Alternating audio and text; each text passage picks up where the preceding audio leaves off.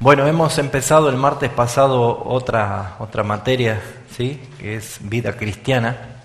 Entonces hemos dicho que esta materia iba a tener varios temas muy actuales también, a medida que vamos desarrollando, y especialmente para tener el carácter que nos demanda la palabra, ¿sí? El carácter de Cristo en nosotros, y para eso se necesita madurez.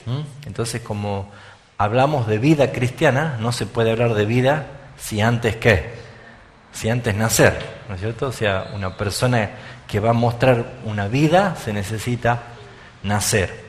Entonces, habíamos enseñado el martes pasado de que la Biblia enseña a través de toda la Escritura que Jesucristo, siendo el tema central de las Escrituras, todo lo que era del Antiguo Testamento era figura y sombra, ¿sí? De las cosas que iban a venir. Pero ya Cristo presente, dice, Él es la luz de los hombres. Entonces cuando viene la luz, según Cantar de los Cantares, dice, cuando apunta el día las sombras huirán, ¿sí? Entonces cuando está la luz, las sombras se disipan. Entonces todo lo que había en el antiguo pacto era figura y sombra de Cristo, hasta que Cristo llegó a este mundo y comenzó su obra, y su luz sacó todo lo que era sombras. ¿Qué quiere decir esto con sombras? Cosas que pueden dar a entender, o cosas simbólicas, figuradas. Por ejemplo, todos los rituales que hacían los sumos sacerdotes en el Antiguo Testamento, todo eran puro simbolismo y práctica simbólica de Cristo, sin que ellos lo sepan, hasta el día que vino el Señor Jesucristo como el cumplimiento de todas las cosas. Entonces, lo mismo podemos entender nosotros, que la vida cristiana se necesita entender que todo lo natural tiene un paralelo espiritual, ¿sí? Es como que hay un diseño original, que es lo que Dios quiere que nosotros lleguemos, a la plenitud, a la figura, a la estatura de Cristo. Es el modelo que nosotros tenemos que tener. Pero mientras tanto nosotros estamos en una vida que debemos desarrollar todos los días y experimentar todos los días la madurez.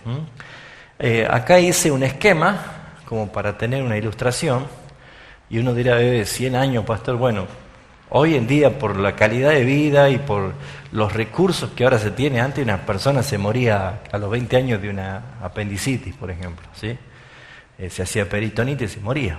Hoy, con todos los medios de tecnología, todo el avance de la ciencia, la medicina, hasta se puede vivir con un corazón artificial. Entonces, todas las cosas que ha generado la protección o el cuidado del ser humano, produce una calidad de vida mejor que antes, ¿no es cierto? Ahora tenemos las bolsas de aire en el auto, ¿no es cierto? El airbag. Antes no había ni eso, el cinturón de seguridad, qué sé yo, hay pastillas para todo, para el dolor de esto, de aquello, hay prótesis de cualquier parte del cuerpo que uno puede ponerse para seguir adelante, ¿no? Entonces podemos entender que no es exagerado decir que 100 años hay personas que pueden llegar. Es más, cada vez se conoce más casos de personas que hasta algunos pasan a los 100 años, ¿no? Nuestra hermanita Mercedes no tiene 98 y sigue ella, ¿no? Entonces ya estamos a 2 años de celebrar sus 100 años. Pero como para tomar una idea de lo que es la vida, la Biblia habla acerca de 3 etapas principales: niño, joven y mayor, adulto. Si bien es cierto, nosotros, una cuestión cultural, nosotros le cortamos desde niños hasta los 12 años, de ahí ya lo llamamos adolescentes, ¿no? Y después, cuando llega a los 18, ya lo llamamos joven, Y somos muy tiranos, muy rudos. Cuando ya pasamos los 30, 35, ya te dicen viejo, ¿no es cierto? Pero es injusto, ¿no? ¿Sí o no? ¿Cuánto apoyan esa moción? ¿Sí?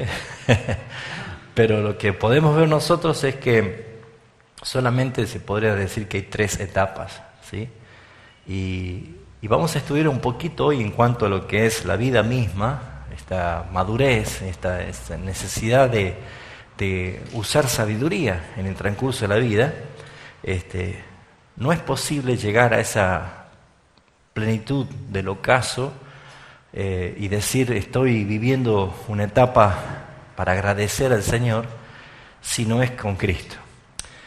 Muchas personas han llegado a su vejez renegando, amargados, ¿sí? Qué sé yo, desagradecidos o sin nada bueno que recordar. Y probablemente tengan razón, porque a lo mejor les ha tocado vivir situaciones tristes toda la vida, dolorosas. Pero yo creo que cuando alguien se encuentra con Cristo en la parábola de toda su vida, esa nueva vida que tenemos en Cristo Jesús lleva a una persona a un cambio. Y ese cambio, si bien es cierto, el cuerpo continúa en la línea de envejecerse hasta ser polvo, como dice la Biblia, el interior va renovándose. Un nuevo ser. La nueva vida en Cristo se manifiesta desde adentro hacia afuera. Y es lo que se puede llamar justamente un cambio de vida, que es un cambio de mentalidad, un cambio de principios, un cambio de valores incluso. Y esto es necesario poder comprender que la vida en Cristo, esa vida cristiana que estamos aprendiendo como materia, realmente es hermosa. ¿Se vive intensamente? Sí, y se vive con otra expectativa. Porque la gente sin Cristo solamente dice quiere vivir y morir habiendo alcanzado la felicidad, ¿sí? Es más, muchos tienen una idea de que aquí hay que vivir la vida. Creo que Palito Ortega cantaba una canción y decía hay que vivir la vida porque lo que pasa ya no vuelve más. Algo así creo que decía, ¿no? La vida es una y no sé, y pronto se nos va, creo que así decía, ¿no? Entonces, el concepto es vivir la vida ahora, lo más que pueda, intensamente, disfrutar de todo, porque cuando te morís ya está, se termina todo y ya no hay nada. Bueno, ese concepto justamente no es bíblico.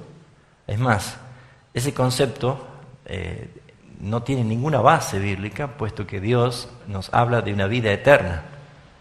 Y hablar de una vida eterna es una vida que no termina, es una vida que cada vez va en aumento. Y es una vida en plenitud, de gozo, de gloria, de alegría, de esperanza, de seguridad. Tantas cosas que como que ya le hemos aprendido en la materia pasada cuando tuvimos que hablar del estado eterno. Pero hoy quiero que veamos un poquito acerca de esto, de esta materia de vida cristiana, para poder entender cuál es el propósito y cómo nosotros podemos llevar esta parábola que vemos aquí, desde que nacemos hasta que nos morimos en este mundo, como que sea realmente una vida que agrada al Señor y que podamos decir que no hemos vivido en vano. A veces yo le digo a los jóvenes, cuando daba charlas en los colegios, me acuerdo que les decía, ¿ustedes han estado alguna vez en algún lugar donde están todos los tesoros enterrados? Y los chicos decían, no. Y le digo, bueno, yo sí, le digo, ese lugar se llama el cementerio. Porque ¿cuántas personas han vivido y se han muerto y nunca supieron para qué han existido? Nunca han encontrado el motivo de su vida o el fundamento de su vida. ¿Cuántas personas incluso han malgastado su vida? Han acelerado incluso su muerte. Veamos nosotros de que es importante encontrar el propósito. Y ese propósito no lo puede encontrar una persona sin Cristo. Porque la vida sin Cristo, la vida de un ser humano sin Cristo, es simplemente una vida biológica. ¿Te acuerdas cuando enseñé acerca de la palabra bios, psique, anástrofe y zoe? Esas son las traducciones griegas de la palabra vida. O sea, la palabra vida tiene 4 traducciones. Bios, psique, anástrofe y zoe. ¿Te acordamos más o menos o no? La vida bios es de la palabra biológica, ¿sí?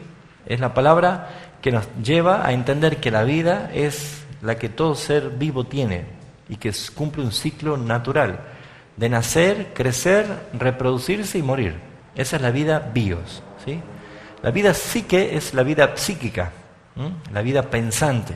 Es la vida que nosotros vamos desarrollando y progresivamente alcanzando conocimiento mientras vivimos. Ninguno de nosotros nació hablando, ¿sí? Hemos aprendido a hablar, hemos aprendido a caminar. Hemos aprendido a hacer cálculos, a razonar, a pensar, a meditar. Entonces, todo eso que se llama aprendizaje afecta nuestra mente. Entonces, es la vida mental. Se puede dar el caso de que haya personas que estén vivas biológicamente, pero con muerte cerebral, ¿sabían ustedes?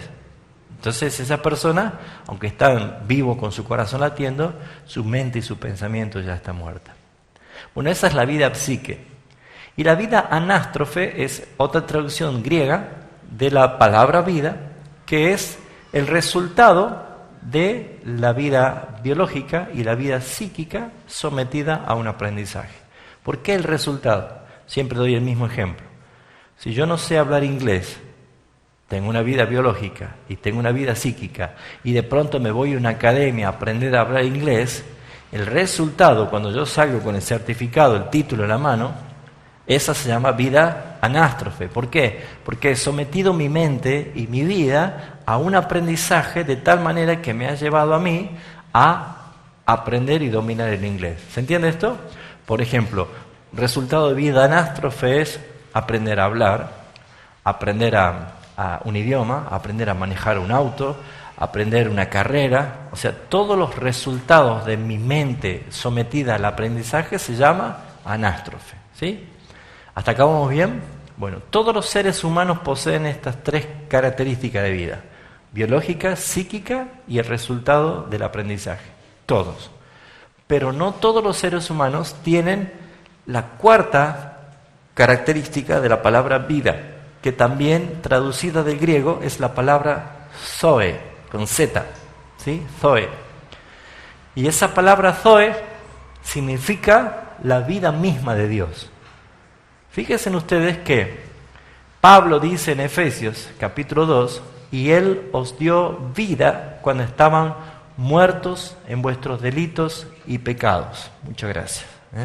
Me están malcriando ustedes. Él nos dio vida, dice, cuando estábamos muertos en delitos y pecados. Muy bien. ¿Cómo estábamos nosotros antes de tener a Cristo en nuestra vida? Vivos biológicamente, vivos psíquicamente y vivos con una mente sujeta al aprendizaje, ¿sí? Pero para Dios, ¿cómo estábamos? Muertos. Entonces, cuando dice, y Él os dio vida, está diciendo, y Él os dio zoe, cuando ustedes estaban solamente vivos biológicamente, pero les faltaba la vida espiritual. Para que haya realmente un progreso de una vida cristiana, no es posible si no tienen la vida zoe. Eso es lo que hablamos nosotros el martes pasado, que les dije, presten atención porque no se grabó ni se filmó, ¿se acuerdan? Que habíamos dicho que Jesús le dijo a Nicodemo, es necesario que nazcas otra vez. ¿Por qué? Porque si no naces otra vez, no puedes ver el reino de Dios ni entrar al reino de Dios. Por ende, la vida espiritual que pertenece al reino de los cielos solamente se puede vivir y entrar si hemos experimentado un nuevo nacimiento. ¿Por qué? Porque si hay dentro de la iglesia personas que tienen vida biológica, psíquica y pensante, pero no tienen la nueva vida en Cristo, según el apóstol Pablo dice que para el hombre natural, todas las cosas que provienen de Dios le es locura, porque no las puede entender, dice, porque las tiene que discernir solamente espiritualmente. Entonces, si no tiene la vida espiritual, la vida de Cristo, como dice Juan en su carta, el que tiene al Hijo tiene la vida, el que no tiene al Hijo no tiene la vida, ¿qué encontramos acá? De que le va a ser muy difícil conocer su vida espiritual si no la tiene. Entonces, la clave de todo esto es nacer de nuevo. Pero el martes pasado hacíamos esta pregunta. ¿Cuántos han nacido biológicamente acá? Levante la mano. Y claro, ¿no es cierto? Estamos acá, todos hemos nacido biológicamente. ¿Cuánto hemos intervenido nosotros para nacer? En nada. Nada. Nosotros no hicimos nada para nacer. Fuimos engendrados, pero no hicimos nada para nacer. ¿Sí? Si hubiéramos tenido injerencia, probablemente yo hubiera sido rubio ojo celeste, ¿no es cierto? Porque que sea así. No, yo no dije nada, no intervine en nada, ninguno de nosotros, sino que simplemente fuimos engendrados. Bueno, así es que nosotros nacemos espiritualmente, porque nosotros no determinamos nuestro nacimiento. sino que dice Juan 1:13 que hemos sido engendrados directamente de Dios, el Padre. Y al haber sido engendrados por el Padre, quiere decir que la voluntad de que alguien nazca de nuevo es del Padre. ¿Se entiende esto? Entonces, no nazco de nuevo porque yo escuché un mensaje y repetí una oración, sino porque el Evangelio que he oído ha provocado en mí algo que yo no lo estaba buscando. Y eso lo hace el Espíritu Santo, el traerme a mí un nuevo nacimiento. ¿Se entiende esta introducción? ¿Sí? Bueno, muy bien. Vamos a ir a Proverbios, capítulo 1. Proverbios, capítulo 1. Vamos a leer los primeros 7 versículos. En esta materia vamos a ver mucho de Proverbios, ¿sí? Mucho de Proverbios. Este libro entero de Proverbios, yo le llamaría que es el bestseller para los jóvenes, para todos nosotros, ¿sí? Muy bien. Es un bestseller para todos los jóvenes. Es el libro donde encontramos los mejores consejos, los principios más marcados y que nos van a ayudar muchas cosas. Por eso que en Proverbios vamos a navegar mucho en esta materia, ¿sí? Vamos a leer los primeros 7 versículos para ver cuál es el motivo, cuál es la intención de estos proverbios. La palabra proverbios está haciendo referencia a metáforas o ilustraciones muy marcadas que son significativas para el aprendizaje y la comprensión de un mensaje, ¿sí?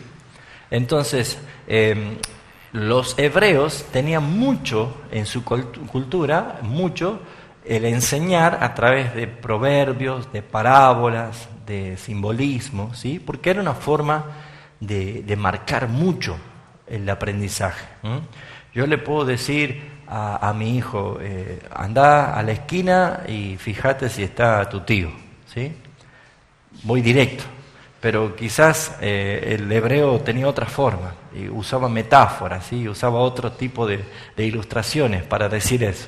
Y no porque eran complicados, sino porque les ayudaba justamente a valorar la enseñanza de eso que se estaba haciendo. Veamos los primeros 7 versículos de Proverbios. Dice, los Proverbios de Salomón, hijo de David, rey de Israel. El versículo 1 está diciendo quién es el autor del proverbio. Y estos proverbios son de Salomón. Salomón escribió 3 espectaculares libros, ¿sí? Proverbios, Eclesiastés y Cantar de los Cantares. Algunos dicen que Cantar de los Cantares Salomón lo escribió en su etapa de juventud, ¿sí? En una etapa donde el amor era más grande que todas las cosas, y por eso es que él, en Cantar de los Cantares, es una apasionada historia de amor, ¿sí? Entre el rey y una tsunamita. Si no han leído Cantar de los Cantares, es precioso, ¿sí? Otros dicen que Proverbios es durante la etapa ya de madurez, o sea, de plenitud y madurez de Salomón, por eso que son proverbios extraordinarios, que es puro carácter de la vida de una persona, que vamos a ir viendo un poquito esto. Y el libro de Eclesiastés es el libro ya de su ancianidad, cuando ya está en el ocaso, cuando ya está llegando a los tiempos finales, donde prácticamente él da consejo a los jóvenes y les dice, no te olvides de tu Creador en los días de tu juventud, antes que vengan los días malos. Y esos días malos no es porque sean malos en sí, sino que está diciendo que ya es ocaso, ya es final, es el tiempo de la ancianidad. Pero este libro de los Proverbios, que es del rey Salomón, tiene un porqué. Y los primeros 6 versículos dice para qué, que acá lo tengo apuntado yo en el pizarrón, ¿sí? ¿Para qué son los proverbios? ¿Cuál es el motivo de los proverbios? Dice, para entender sabiduría y doctrina, para conocer razones prudentes. Fíjese para qué sirve el libro de los proverbios. ¿Nunca le ha pasado que a veces piensa que te falta un poco de sabiduría? Y si a veces me falta un poco de sabiduría, a veces tengo razonamientos medio imprudentes. En otras palabras estamos diciendo, a veces me mando cada tontera, que no debería hacerlo. Entonces, ¿con qué podemos nosotros ayudar a que eso no suceda? el libro de los Proverbios. Toda la escritura es buena para enseñar y corregir, ¿sí? Pero el libro de los Proverbios encierra muchos principios que moldean el carácter para el cristiano. La vida cristiana necesita sí o sí leer el Proverbio. No puede haber un cristiano en el mundo que nunca haya leído los 31 capítulos del Proverbio, ¿sí? Y debe hacerlo. Y no una, sino muchas veces léalo al libro de los Proverbios.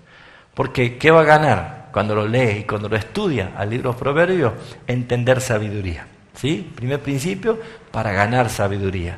¿Necesitas ser sabio? Sí, bueno, lea Proverbios. Porque todo esto viene de lo alto, ¿sí? Versículo 3, ¿para qué más? Para recibir el consejo de prudencia. El resultado del consejo de prudencia va a ser justicia, juicio y equidad. ¿Saben cuánto nos haría bien en nuestro país tener gente que nos gobierne con estos principios? Si tan solo leyeran y obedecieran la palabra del Señor. Pero fíjense, los proverbios también han sido escritos para recibir el consejo de prudencia. El resultado de ese consejo de prudencia se lo va a ver en justicia, en juicio y en equidad. ¿Para qué más? Versículo 4. Para dar sagacidad a los simples. Esto quiere decir para ayudar a los simples a que no sean simples. Y no es la idea que sean complicados, porque nosotros tenemos la ecuación entre alguien simple y alguien complicado.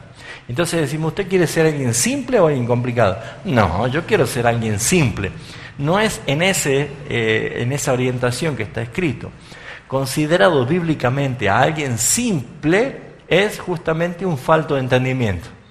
¿Se entiende esto? Alguien simple es alguien que no profundizó en su capacidad de aprendizaje, en sus estudios, en su formación del carácter. Esa es una persona simple, que más adelante lo vamos a ver. Yo creo que hay un texto acá en el capítulo 7, cuando está hablando de las artimañas de la ramera y sobre quién cae. Déjenme ver si lo encuentro al texto, porque me acaba de venir a mi mente, que está haciendo referencia a que la ramera captura a los simples. ¿Lo encuentran? 5 dice. A ver si alguien me ayuda por allí. Creo que es el 5. El 7 dice. Ahí está, ¿ve? Vi entre los simples y consideré entre los jóvenes a un joven falto de entendimiento. O sea, de entre los simples había uno todavía que era más simple, que era falto de entendimiento. Gracias, Daniel, ¿sí? Como para que veamos nosotros de que no se trata de ser simple como ser algo fácil, yo no soy enredado, no soy complicado. No, está haciendo acá que el que es simple es falto de entendimiento. Entonces, ¿para qué sirve el proverbio? Para ayudar a los simples, o sea, dar sagacidad, dar destreza, dar habilidad a los simples, para que ya no sean faltos de conocimiento. Y dice, y a los jóvenes, inteligencia y cordura. Fíjense si no hace falta justamente inteligencia y cordura en los jóvenes del siglo XXI. Para esto está orientado los proverbios. En el capítulo 1, versículo 5, dice, ¿quién también es favorecido por los proverbios? Dice, oirá el sabio, ¿y qué sucederá? Aumentará el saber, y el entendido, adquirirá consejo. O sea, no es tan solo para el simple, no es tan solo para el que no tiene conocimiento, sino que también los proverbios ayudan al hombre sabio. ¿A qué? A ser más sabio. El sabio se hace más sabio. Adquiere mayor cordura, entendimiento, adquiere consejo. Por eso es bueno tener sabios entre la iglesia. Ahora, no es sabio porque está volcado a la filosofía, sino que es sabio porque está muy, muy emparentado con la palabra de Dios. Usted busca a alguien sabio, busque a alguien que conozca la palabra del Señor. Ahora, no a los loros parlanchines que saben la palabra de memoria simplemente, porque de eso abundan. Conocen la palabra de Dios, pero le recitan 500 versículos de memoria. pero nunca han profundizado, ¿sí? Lo importante es que el sabio no tan solo dice, sino que hace y vive la palabra de Dios. Por lo tanto, los proverbios ayudan para esto también. Y dice, para, versículo 6, entender proverbio y declaración. Los proverbios nos ayudan a entender los proverbios. Podemos empezar a entender las metáforas, entender cuál es la intención del escrito, qué es lo que nos quiere decir para que afecte nuestra vida. Y eso obviamente nos lleva a nosotros a tener una buena expresión de la sabiduría. ¿Por qué? Porque al entender proverbio y declaración, las palabras de sabio y sus dichos, ¿cómo serán? Profundos, ¿sí? Profundos. Entonces, todo esto es importante, pero los proverbios, si no tienen la clave de estos versículos, que es justamente el versículo 7, no serviría de nada. Porque ¿cuál es la clave? Lo dice el versículo 7. El principio de la sabiduría es el temor de Jehová, ¿sí? Recién Luis me decía si estaba bien escrito. Dice, no es temor a Jehová, no, es el temor de Jehová. ¿Por qué? Porque también forma parte de algo que Dios nos concede, ¿sí? Ahora, no es que Jehová Dios tiene temor y nos da de su temor. Acá la palabra temor puede entenderse, depende del punto de partida donde te encuentres, ¿sí? O el sitio donde te ubicas delante de Dios. Hace mucho tiempo habíamos dicho esto, que para los presentes hay dos noticias, una buena y una mala, ¿no es cierto? La buena noticia es que Dios está con nosotros y la mala noticia es que Dios está aquí con nosotros, ¿sí? O sea, todo depende de cómo yo esté delante de Dios. Entonces, lo mismo, el temor para un inconverso es un temor que se traduce en miedo, en terror. Por eso dice, ay de aquellos. Ahora, fíjense ustedes qué importante es entender que para los que no tienen a Cristo, el temor es saber que un día tendrán que rendir cuentas delante del Señor, tendrán que pasar por un juicio final y obviamente no quedará sin castigo el culpable, eso dice la palabra, conociendo el carácter justo y santo de Dios. Ahora, fíjense ustedes, mis hermanos, que el temor para un hijo de Dios ya no se traduce como miedo, sino que el temor para un hijo de Dios es reverencia, es respeto, es fidelidad. Entonces, para que nosotros podamos entender el principio de la sabiduría como hijo de Dios, se tiene que transmitir en una forma, en respeto, en fidelidad, en prudencia. Por esa razón es que nosotros vamos a ver esto. ¿En qué consiste especialmente esta actitud de ser un cristiano que teme al Señor, que realmente está bajo ese temor de Dios reverente? Veamos en el mismo capítulo 8 de Proverbios, versículo 13, ahí lo explica Salomón de qué se trata el temor de Jehová. Si yo soy un cristiano que digo que tengo el temor de Jehová, ¿cómo se traduce? Dice, el temor de Jehová es. Ahí dice, ¿qué es el temor de Jehová? ¿Qué dice? Es aborrecer el mal.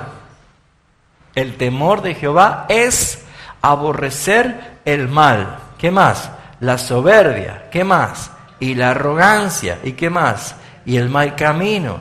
Y la boca perversa. ¿Sí? Todo esto es temor de Jehová. En otras palabras está diciendo que temor de Jehová en la vida de un cristiano es vivir y practicar la santidad.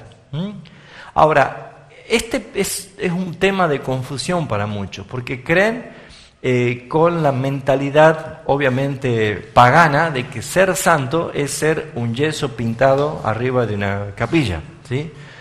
Y cuando a alguien vos le decís, mira, yo soy santo, se te ríen en la cara, ¿sí? O es más, decirle algo a alguien en forma burlona, no te hagas el santo, es pensar de que es un ultra fanático y que está mostrando algo que es mentira. Bueno, la Biblia dice que nosotros somos santos, ¿sí?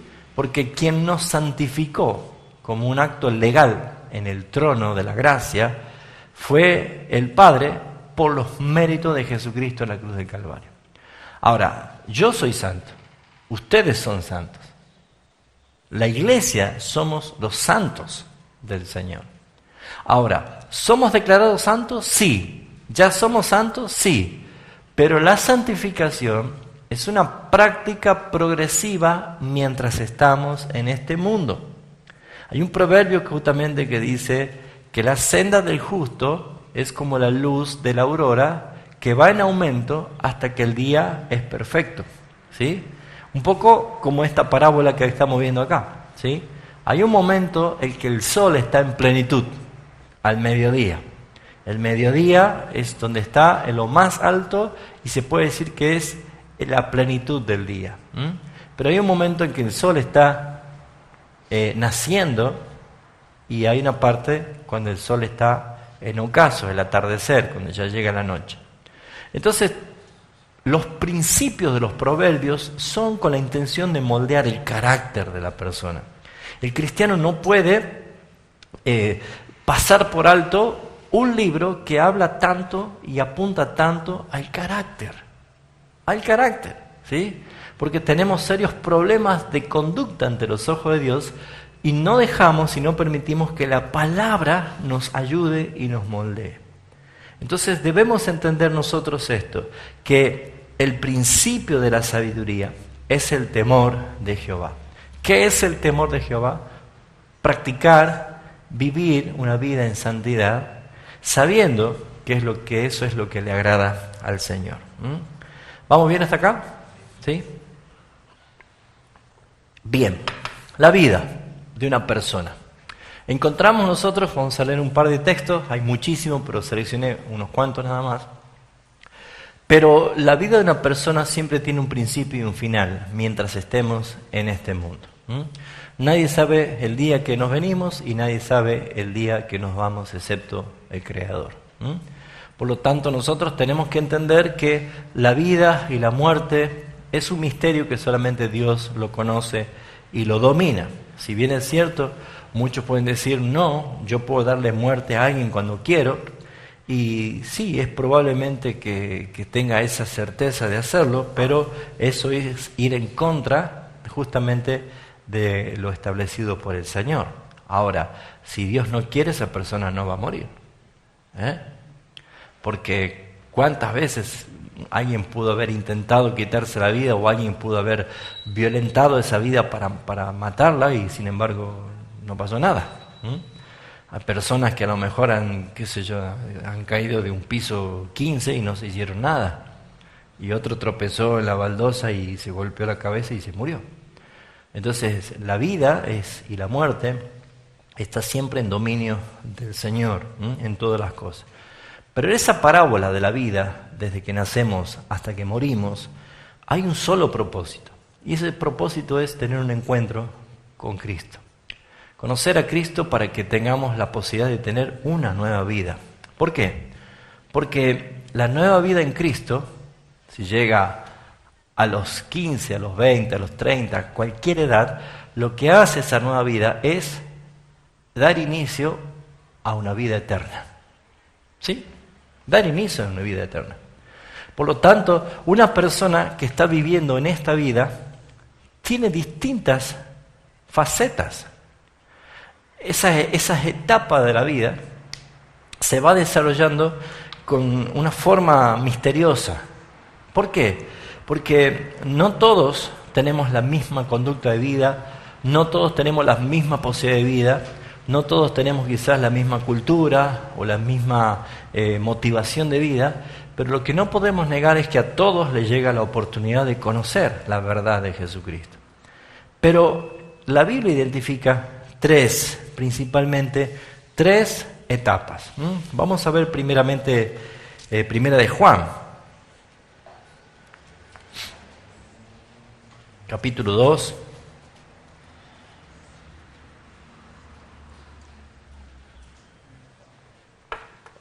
Primera de Juan, capítulo 2.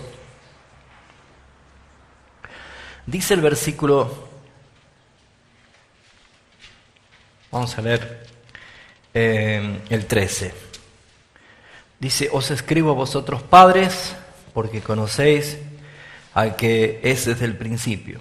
Os escribo a vosotros jóvenes, porque habéis vencido al maligno.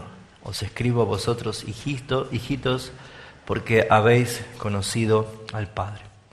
3 etapas muy claras, ¿sí?, que podría traducirse en el griego con 3 palabras: teknion, teknon y huios, ¿sí? Son 3 etapas, que es niño, joven y mayor, maduro, mayor de edad.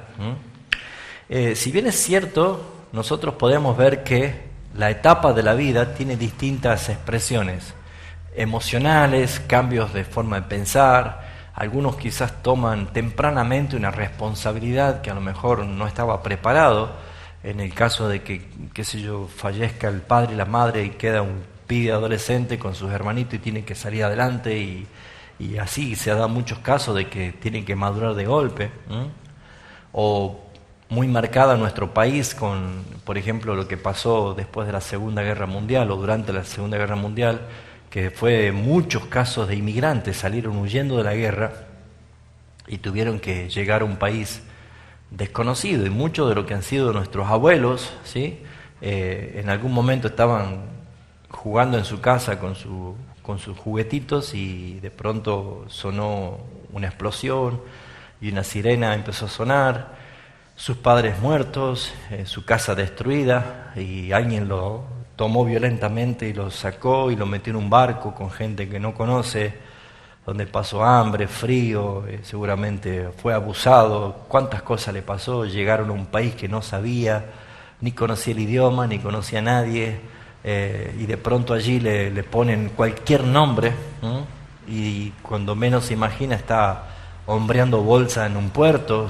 un pibe de 8, 9 años, 10 años, o trabajando en un mercado, y así han llegado muchos inmigrantes, así han llegado muchos de ellos.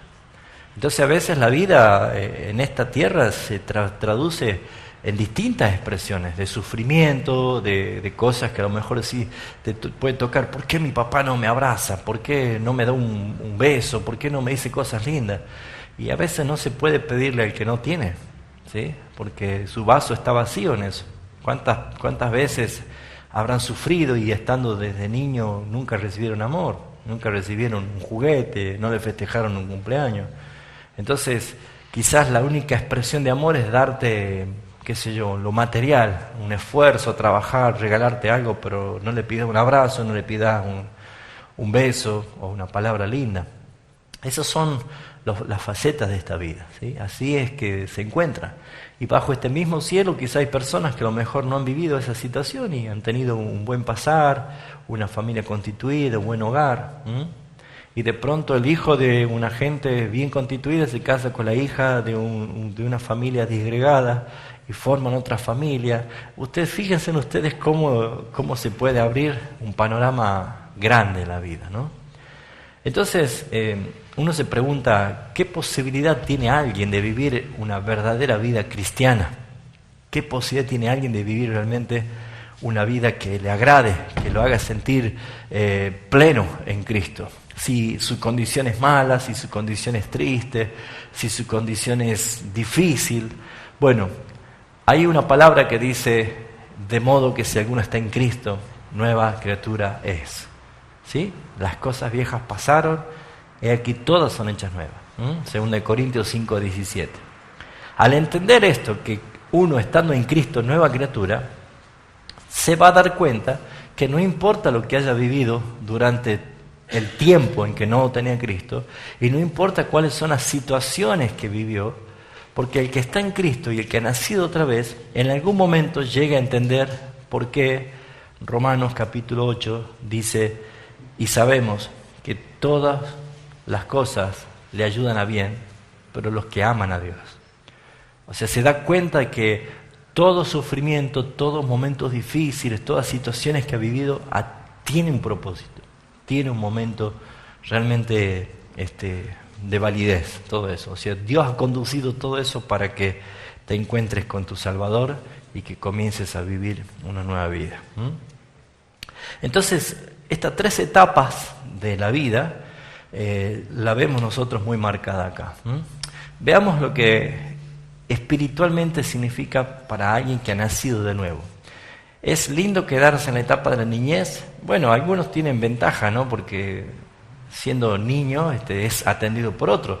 Pero Dios quiere nuestro crecimiento. Dios nos hizo nacer para que alcancemos madurez. Veamos, por ejemplo, ese texto que está acá en 1 de Pedro, capítulo 2, versículo 2. Y dice: desead como niños recién nacidos la leche espiritual no adulterada, para que por ella crezcáis para salvación. Fíjense ustedes que el apóstol Pedro está instando a que busquemos, una vez que hemos nacido espiritualmente, deseemos como niños recién nacidos la leche espiritual no adulterada. Los principios de vida cristiana para una persona que emprende esta emocionante vida espiritual comienza por una primera etapa. Comience a dedicarse a buscar la palabra del Señor. Muchas veces el entusiasmo de hacer otras cosas es mayor, pero ¿conoce realmente la palabra del Señor? Porque podemos ser, después de muchos años de cristiano, reprendido, como dice Hebreos, que después de tanto tiempo ya deberíamos ser maestros, y no niños, pero necesitan todavía que se les dé leche y no alimento sólido. Porque, ¿saben, hermanos? Cada momento de nuestra vida espiritual debemos nosotros ir creciendo, madurando, aprovechando cada cosa que se nos enseña en cuanto a la vida espiritual. ¿De qué forma nosotros podemos tomar la leche espiritual no adulterada, que es la palabra pura de Dios? Bueno, debemos nosotros tratar con nuestro carácter. Esto está en el versículo 1. Desechando, pues, toda malicia, todo engaño, hipocresía, envidias y todas distracciones. O sea, yo debo tener una tarea. Para recibir la palabra del Señor debo purgar mis pensamientos, mi vida, de todas estas cosas que son obstáculos para mi crecimiento, que no me permite crecer, sino que más bien muchas veces estoy quedándome en un estado que no me es favorable. ¿Sí? Efesios capítulo 4, versículo 14.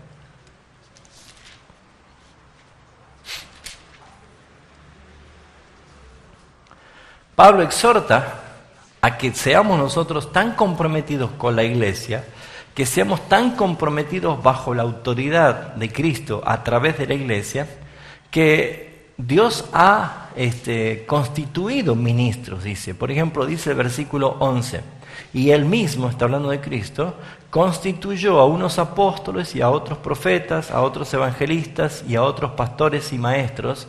¿Cuál es el fin de los ministros? ¿Cuál es el fin de la iglesia misma? Dice, a fin de perfeccionar a los santos. Esta palabra perfeccionar es la tarea progresiva que va generando la tarea de los ministros, de la misma palabra de Dios en nosotros.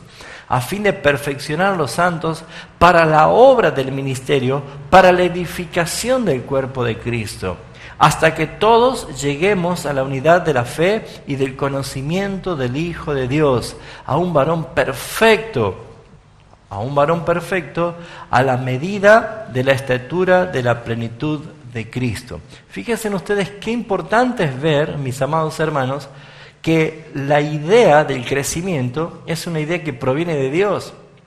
Dios quiere que crezcamos. Dios quiere que nosotros seamos perfeccionados, pero Dios ha dado los medios. La iglesia, debemos estar congregados, debemos nosotros estar bajo autoridad, debe haber ministros que nos enseñen, que nos formen, porque ese es el principio justamente de la organización que Dios ha constituido como la iglesia, que Dios, Cristo mismo, ha constituido estos ministros a fin de perfeccionar a los santos, para que alcancemos madurez, para que lleguemos a ser edificados como cuerpo de Cristo. Por eso que una persona que no se congrega no puede ser edificada como cuerpo de Cristo, porque Cristo no tiene miembros ortopédicos. ¿sí? Hay un cuerpo vital, vivo. Y por eso dice el versículo 14, para que ya no seamos niños fluctuantes, llevados por doquiera de todo viento de doctrina y por estratagemas de hombre, para engañar emplean con astucia las artimañas del error. ¿Qué está diciendo Pablo? Que los que son engañados son los niños espirituales. Es fácil engañar a un niño, ¿sí o no? Con los Reyes Magos, con el Papá Noel, con el ratón Pérez, con cuántas cosas, ¿no? Es fácil engañar a un niño. Ahora, si usted tiene 52 años y dice, ¡ay, se me cayó un diente, lo voy a poner bajo la almohada para que traiga plata al ratón Pérez! Estaríamos complicados, ¿no es cierto?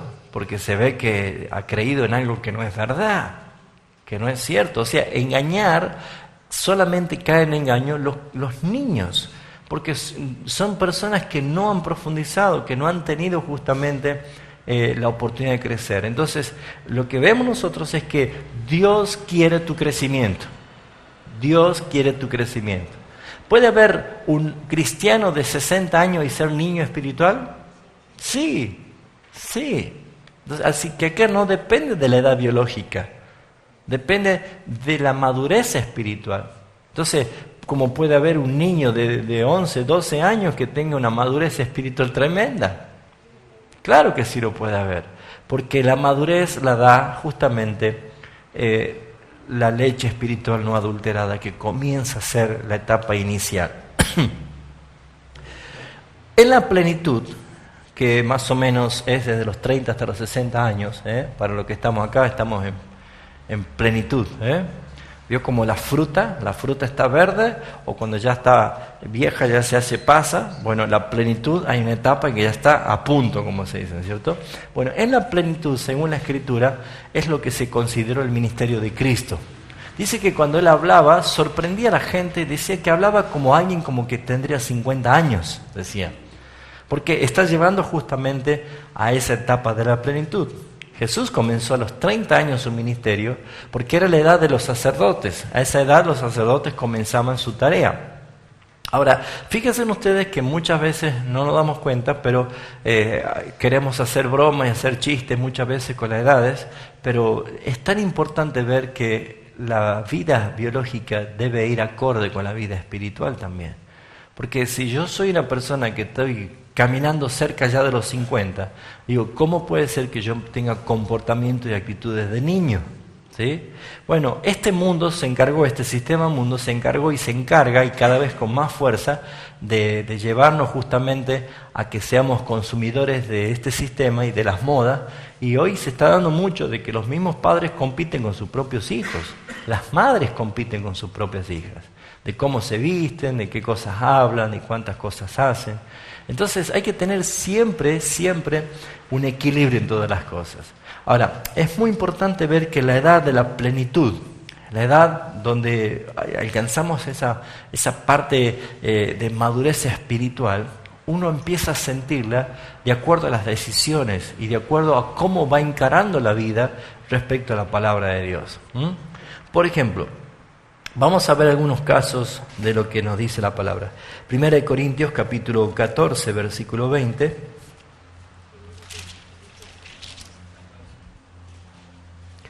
Pablo está exhortando a esto. Dice, hermanos, no seáis niños en el modo de pensar, sino sed niños en la malicia, pero maduros en el modo de pensar. O sea que el modo de pensar está apuntado por Pablo para demostrar si esa persona, ese cristiano, es un niño o es un maduro. Dice, miren, si vamos a decir que somos niños, seamos niños para la malicia. Nada más. Pero para el modo de pensar, seamos maduros. ¿Saben cuántos cristianos cometen pésimos errores porque piensan como niños? Toman decisiones como niños, piensan como niños y actúan como niños. Y ese es un gran problema, porque las decisiones que se toman y no se toman con madurez tienen serias consecuencias. Claro que sí, mis hermanos. 1 Corintios capítulo 13, versículo 11, Pablo habla de él mismo y dice, cuando yo era niño, hablaba como niño, pensaba como niño, juzgaba como niño, mas cuando ya fui hombre, dejé lo que era de niño.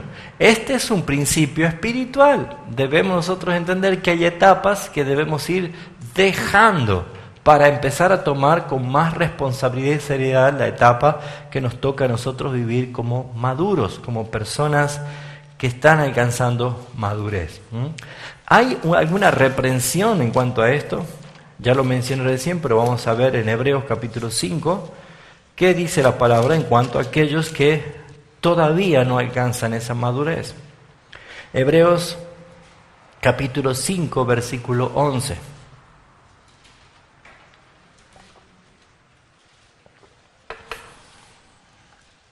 Dice, acerca de esto, tenemos mucho que decir y difícil de explicar, por cuanto habéis hecho tardos para oír. Porque debiendo ser ya maestros, después de tanto tiempo, tenéis la necesidad de que se os vuelva a enseñar cuáles son los primeros rudimentos de la palabra de Dios. ¿Sabes lo que son? ¿Qué significa rudimentos? Algo básico, algo inicial, ¿sí? O sea, todos cuando nacemos de nuevo, cuando somos convertidos, siempre comenzamos con las cosas básicas. Vida cristiana es una materia básica. Y necesitamos nosotros empezar a despegar desde lo básico para llegar a lo profundo. Desde lo que sería la niñez para alcanzar madurez. Pero acá hay una exhortación.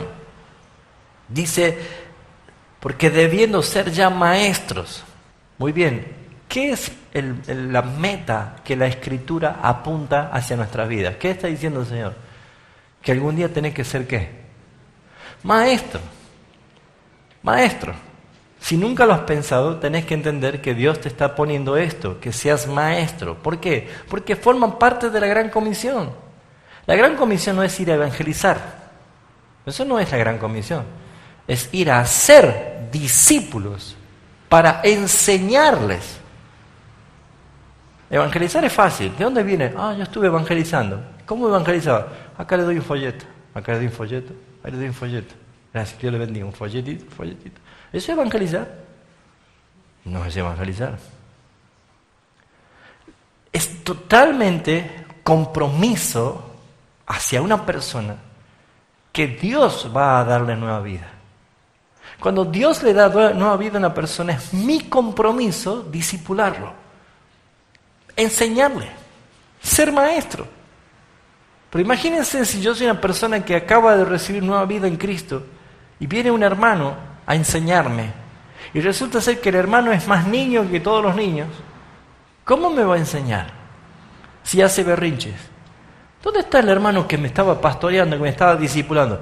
El hermano se ha ido de la iglesia. ¿Pero por qué se ha ido de la iglesia? Es que se ha peleado con otro hermano y se fue. O sea, fíjense ustedes que un niño no es apto para enseñar, pero ya deberíamos ser maestros. ¿Se da cuenta? La palabra está moldeando el carácter.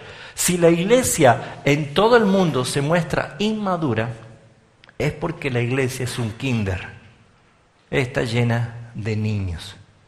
Y si no hay discipulado, más que un kinder es un orfanato. No hay quien les enseñe. Por lo tanto, ya deberían ser maestros después de tanto tiempo. Tenéis la necesidad de que os vuelva a enseñar los primeros rudimentos de la palabra de Dios y habéis llegado a ser tales que tenéis necesidad de leche y no de alimento sólido. Y mira lo que dice el versículo 13. Y todo aquel que participa de la leche es inexperto en la palabra de justicia porque es niño. Entonces la pregunta es, ¿cómo puedo saber que yo soy niño, inexperto en la palabra? ¿Sabes lo que es inexperto en la palabra? La misma palabra lo dice. Es todo lo contrario de ser experto en la palabra. ¿Qué es ser experto en la palabra?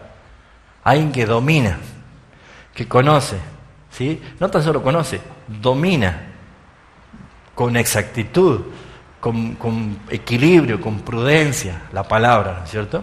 Ahora, yo me pregunto, ¿por qué será que nos podemos desafiar para hacer una carrera y obtener el diploma, el título y ser excelentes profesionales? Nos determinamos y lo hicimos. ¿Y por qué ponemos a la palabra de Dios como inalcanzable? Es tan inalcanzable que ya hace más o menos 20 años que soy cristiano y todavía no leí nunca la palabra entera. Nunca la leí la Biblia entera, puede decir una persona. ¿Será que es tan inalcanzable? ¿O será que yo no la tomo con la seriedad que merece? Mire, yo creo que un cristiano que tiene 5 años de convertido, como mínimo tiene que haber leído 2 veces entera la Biblia. 2 veces entera. Cuando ya va para los otros 5 años restantes, cuando ya va a leerla por tercera vez o por cuarta vez, ya ejerce dominio de la palabra. Porque al índice ya lo sabe de memoria, ¿sí? Busquemos, qué sé yo, Ageo. Ageo, es decir, a algunos se le pone vidrioso los ojos, decimos un nombre raro en la Biblia, ¿no? Muy bien, búsqueme Abdías. Abdías, ¿dónde está Abdías? No me saquen de los Salmos y de Mateo. Hermanos, no podemos decir que somos bíblicos y no tenemos ningún contacto con la Biblia. O sea, empecemos a familiarizarnos con el índice, por lo menos, para saber que la Biblia tiene 66 libros y son inspirados por Dios y que puede producir todo esto en nosotros. Entonces, una persona debe tener conducta para leer y escudriñar la palabra de Dios. Cuando alguien se sumerge a la lectura, cambia su lenguaje. Se enriquecen las palabras. ¿Saben, hermanos, que eso es verdad? Cuando usted está por entablar una conversación, no sé si a usted le pasó que a veces está en la cola de un banco o para un impuesto en algún lugar y la cola es larga, entonces siempre surge temas de conversación. Y uno se puede dar perfectamente cuenta cuando esa persona es una persona que lee y cuando no. ¿Para qué vamos a hablar de los mensajes de texto? El solo hecho de ver los horrores de ortografía, uno se da cuenta qué persona lee y qué persona no lee. ¿Sí? Hoy pone sin H. ¿Y ayer?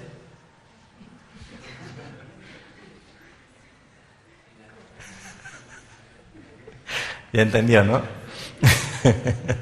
¿Por qué ayer va sin H y hoy tengo que poner con H? Pero todas esas cosas nos llevan a pensar. Si yo no tengo un hábito a la lectura, ¿cómo puedo yo alcanzar madurez si yo necesito leer la palabra de Dios en todo momento, en todo tiempo? Entonces dice, el que participa de la leche es inexperto en la palabra de justicia, porque es niño. Porque es niño y necesita justamente lo que dice Proverbio, tomar inteligencia, poder tomar consejo de prudencia para ejercitarla en justicia, en juicio y en equidad. Pero, versículo 14, ¿puede ser que hay humo? ¿Alguien está quemando algo? Ajá. Yo pensaba que se habían puesto a leer rápido todo, entonces está saliendo humo acá. El versículo 14 dice, pero el alimento sólido, es para los que han alcanzado madurez. Pregunta, según este texto, ¿se puede alcanzar madurez? Sí.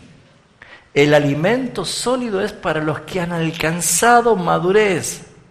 Y miren lo que dice, para los que por el uso ¿de qué?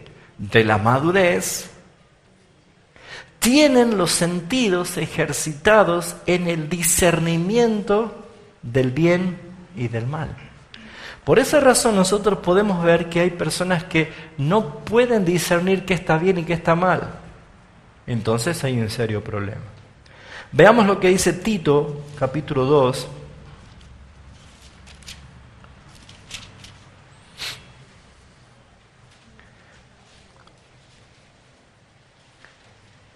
Pablo hace una exhortación en cuanto a los jóvenes y dice, versículo 6, exhorta a sí mismo a los jóvenes que sean prudentes. La expresión de sabiduría en la persona que ha alcanzado plenitud, ¿sí?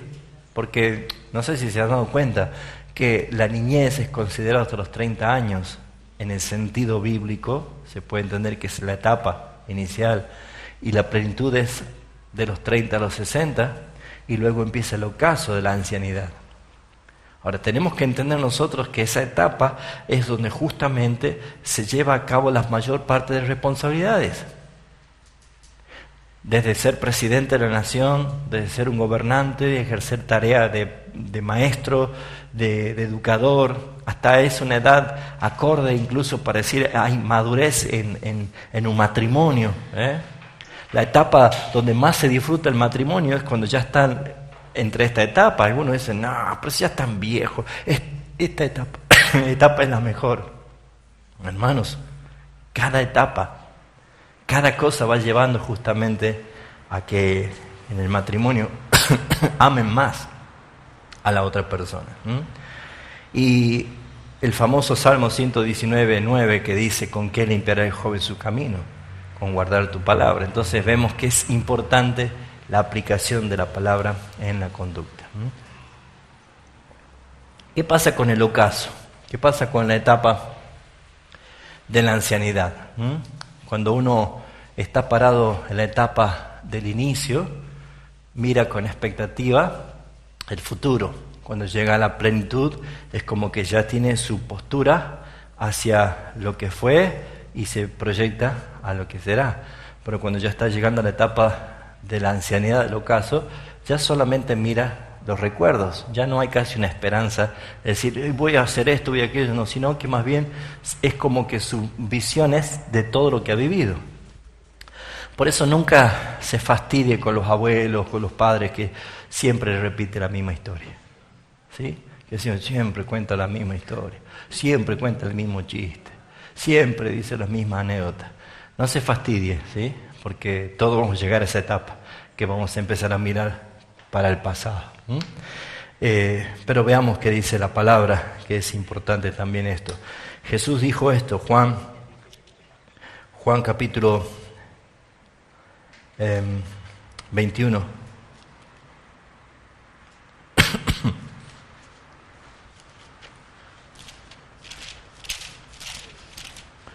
Juan 21:18 dice, Jesús le estaba diciendo esto a Pedro, de cierto te digo, cuando eras más joven te ceñías e ibas a donde querías, mas cuando ya seas viejo, extenderás tu mano y te ceñirá otro y te llevará a donde no quieres. ¿Sí? Esa es la vida misma. Vea este capítulo de Job, capítulo 7.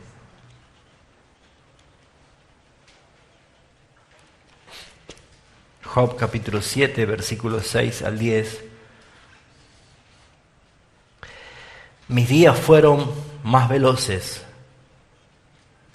que lanzadera de tejedor y fenecieron mis esperanzas.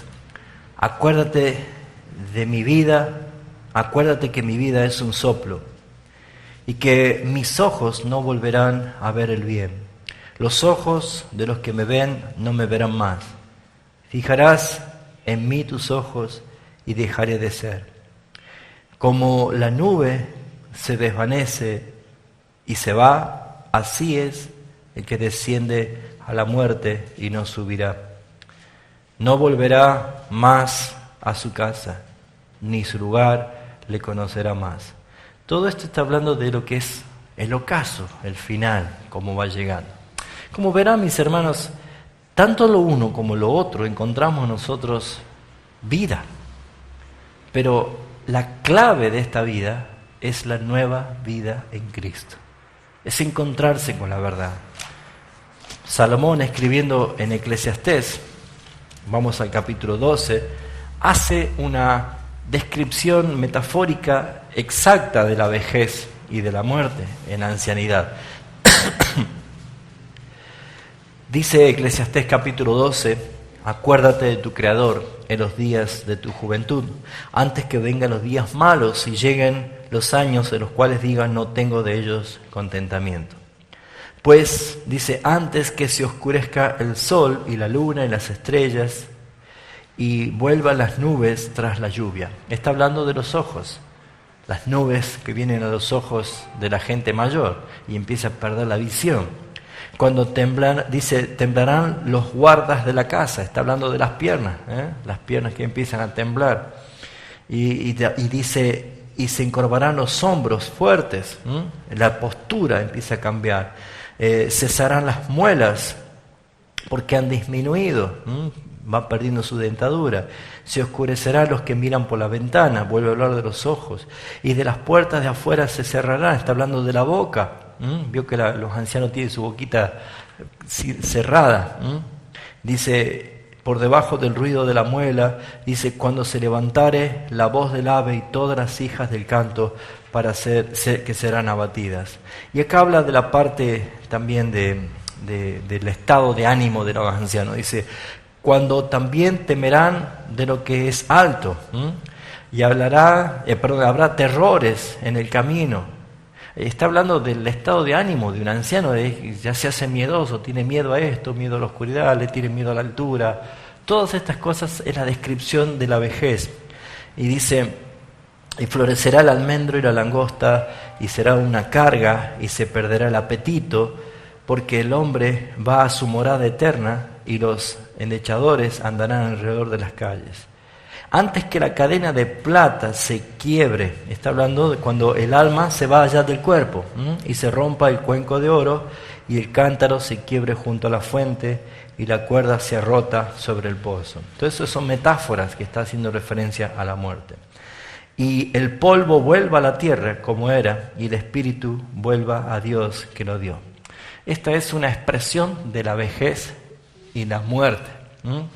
Entonces, para entender lo que es vida cristiana, y por qué suena más bien a parte de la introducción todavía esto, porque los temas que vamos a ir tocando son todos temas tocantes a la vida cotidiana.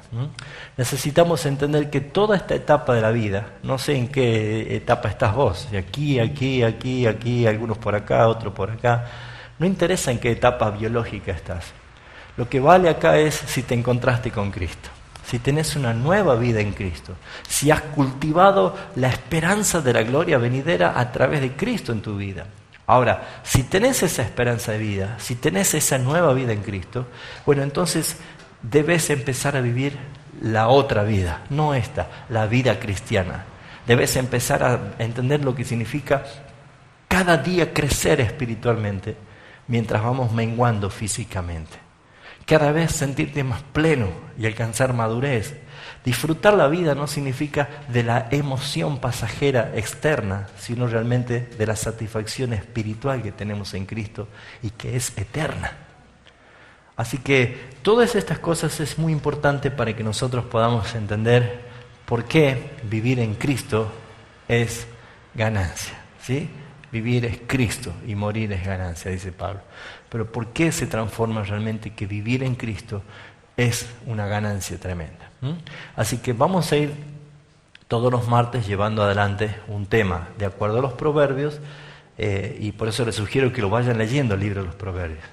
Vamos a ir familiarizándonos mucho con este ejercicio. Y sobre eso vamos a ir aplicando temas actuales y vamos a darle el tenor de foros a nuestra charla, porque vamos a dar disparadores de algunos temas para que participemos todos. Bueno.